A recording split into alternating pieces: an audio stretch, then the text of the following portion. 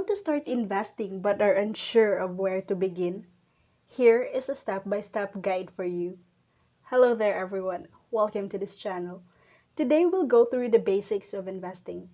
This video is for people who want to start investing, particularly those who do not know where to begin and are afraid to invest due to a lack of relevant experience and knowledge.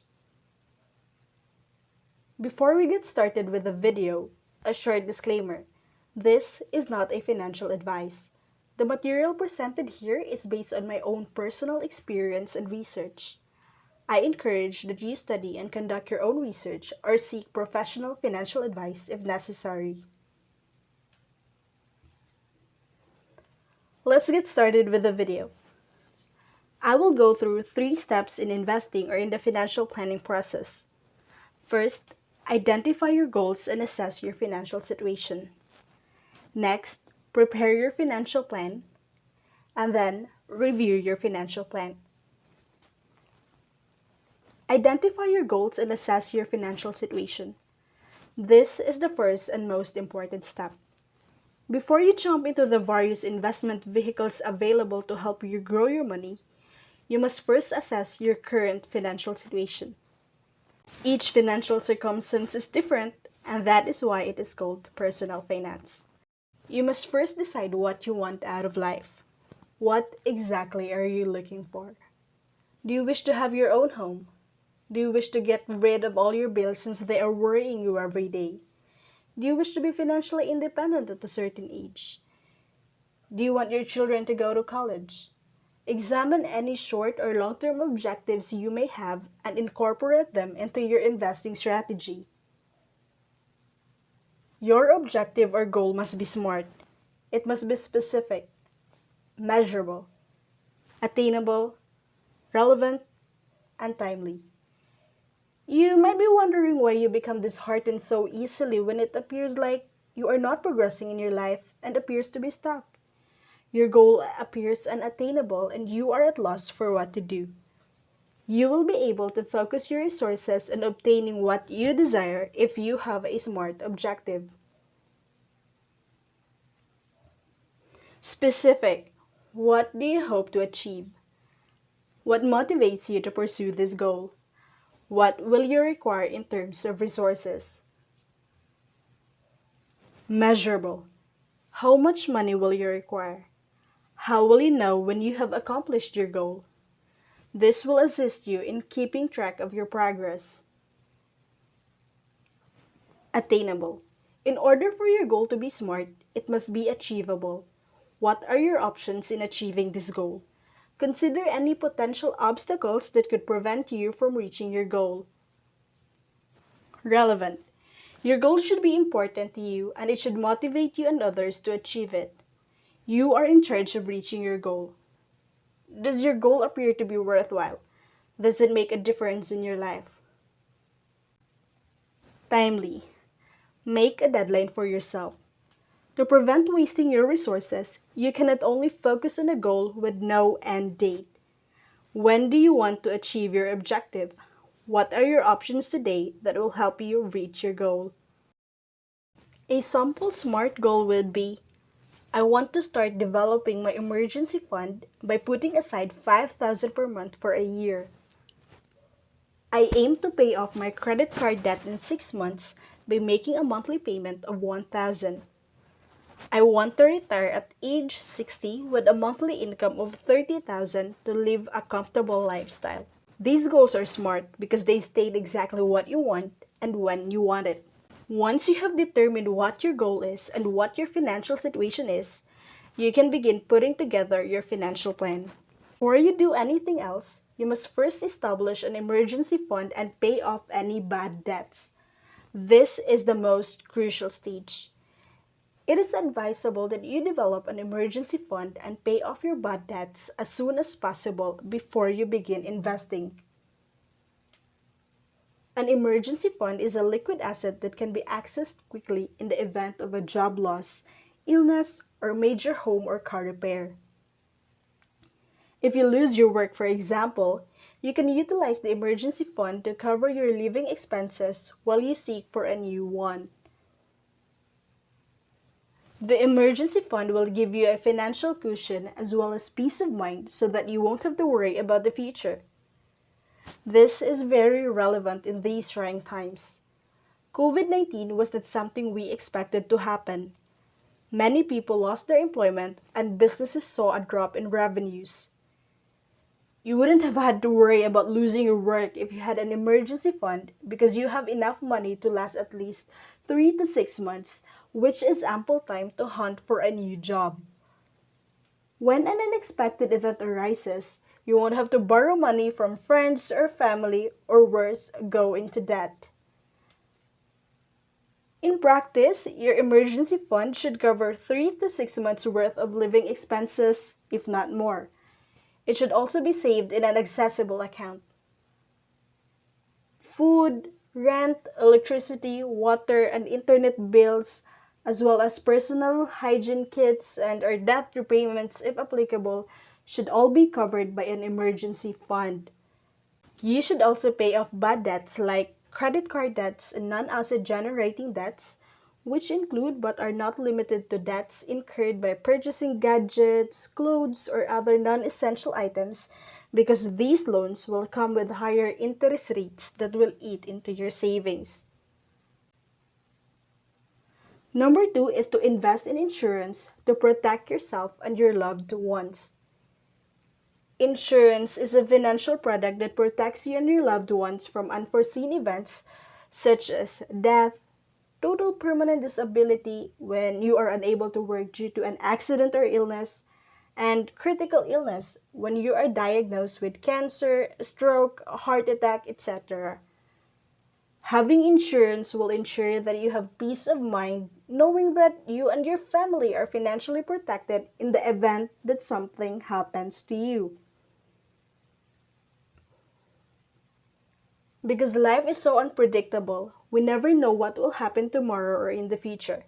It is best to have a financial plan in place ahead of time so you do not have to borrow money from relatives or ask strangers for assistance in times of medical emergency. After you have completed the first 2 steps, you can start your investing journey. We will go through golds, bonds, stocks, and real estate investments. In this video, I will give you a general overview of these investments, and in other episodes, I will go through them in greater depth. Before diving into the various investments, you must first define your risk profile. This means you must assess your willingness and ability to take risks first. When it comes to investing, risk refers to the possibility of losing money. Investing entails a certain amount of risk. There are times when you make money and times when you make losses. The level of risk varies according to the type of investment. The general rule is that the younger you are, the more risk you can take because you will have more time to recoup or compensate for any losses. It is advised that you minimize your risk exposure as you approach retirement to avoid losing money that will be difficult to recover. A questionnaire is frequently used to establish your risk appetite or risk profile. Financial advisors, banks, and other financial institutions generally ask you to fill out a risk profile questionnaire before you invest. However, you can utilize the widely used formula if you do not have access to a financial advisor at this time. That is 100 less your age. Some even use 110. The resulting figure will be the percentage of your growth assets, with the remainder being a component of your defensive assets. For example, if you are 25, 100 less 25 is 75, so 75% of your investment portfolio should be invested in growth assets and the remaining 25% in defensive assets. This is important to remember so that you don't end up investing money that isn't appropriate for your risk profile. So, what are growth and defensive assets? Growth assets are higher risk and higher reward investments. Domestic and international shares or stocks, infrastructure and property are examples of growth assets. They are normally invested in the market and the returns are not guaranteed. While they have higher return potential, their volatility makes them higher risk investments, especially over shorter time periods of 1 to 3 years. Defensive assets, on the other hand, are low-risk investments that consist of more stable investments with lower returns. Cash in the bank, or term deposits, golds, and bonds are examples of defensive assets. Defensive assets are more likely to yield lower long-term returns because they typically entail lower risk levels. Long-term versus medium-term versus short-term investing. You must determine your investment horizon before you begin investing. You must determine whether you will require the funds in the short term, that's within 1 year, the medium term, between 1 to 3 years, or the long term, more than 3 years. If you just need the money for a limited period of time, it's best to save it in the bank. I will make another video on how to open a bank account. If you have enjoyed the content so far, please consider liking the video, subscribing to this channel, and hitting the notification bell for more personal finance content. Now, here are the investment vehicles that you may wish to consider. Golds or cash in bank. You can invest in physical golds like jewelries. You can buy them in malls, pawn shops such as Palawan Express, RD Pawn Shop, or any other stores. They sometimes hold sales so you can buy jewelries at a discounted price. You can also buy golds in the stock market.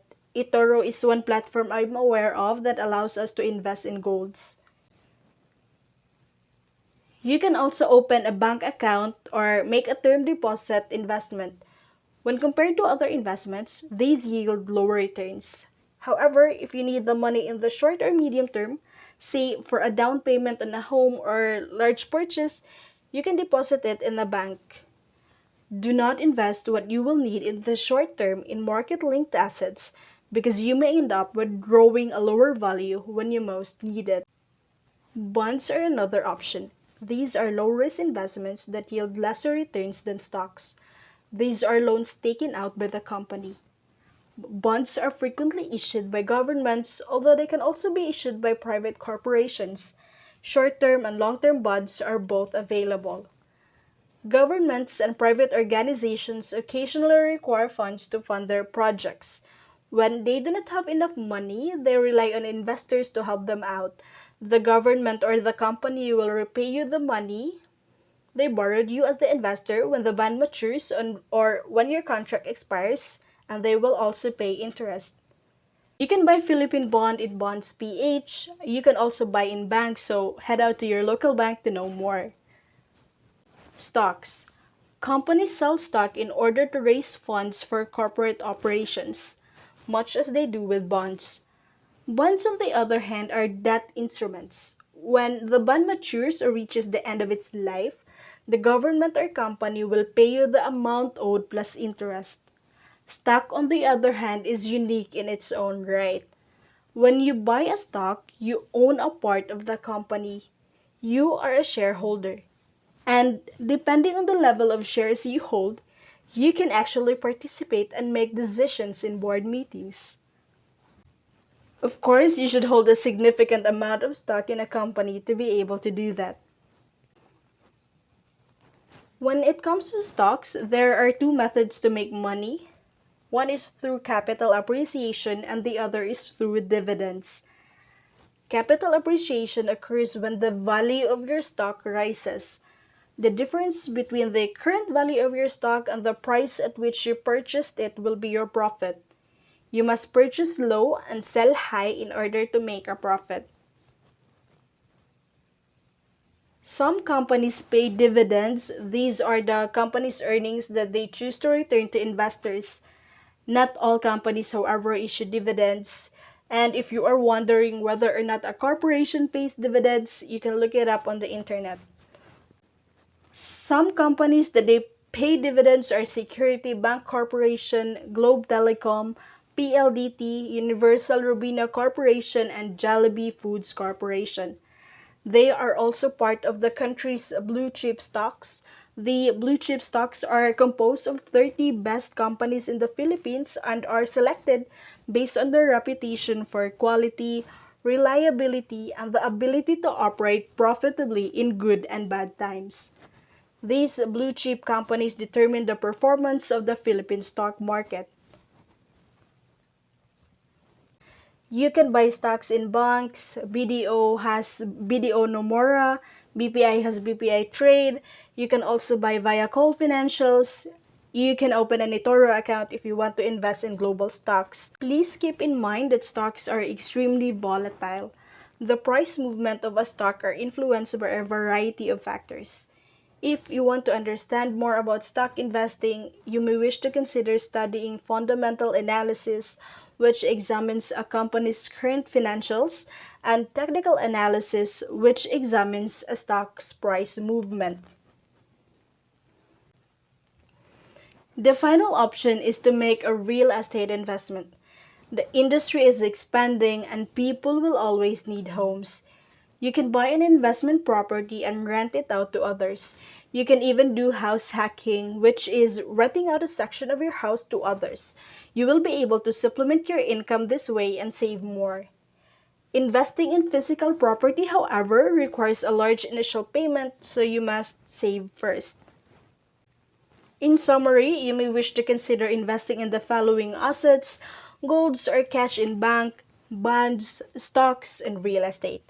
I will discuss other investments such as Pag-ibig MP2 and cryptocurrencies in my next videos. The last step is to review your financial plan. Once you have laid out all your financial goals, including what type of investment vehicles you will use, you should review your financial plan. It is advisable to review your financial plan once a year or as frequently as you like. This will allow you to monitor your progress and to ensure that everything is done according to your plan. There are also times in your life when a review of your financial strategy is necessary. Major life events such as getting married and starting a family, pursuing higher education, changing careers, and any other personal, societal, or economic factors may require re-evaluating your financial goals. Assess your finances to see what changes you may make to better suit your current situation. To recap, here are the 3 steps in your investing journey. First, identify your goals and assess your financial situation. Next is to prepare your financial plan, and then review your financial plan. That ends today's discussion. Before we end this video, just a friendly reminder to do your own research before investing and only invest in those you understand. If you enjoyed this video and want to know more about investing, please consider subscribing and hitting the notification bell so you will be notified when a new video comes up. If you like this video and want other people to know about it, please consider liking it for the YouTube algorithm so that more people will know about it. Thank you for watching, and I'll see you in my next video.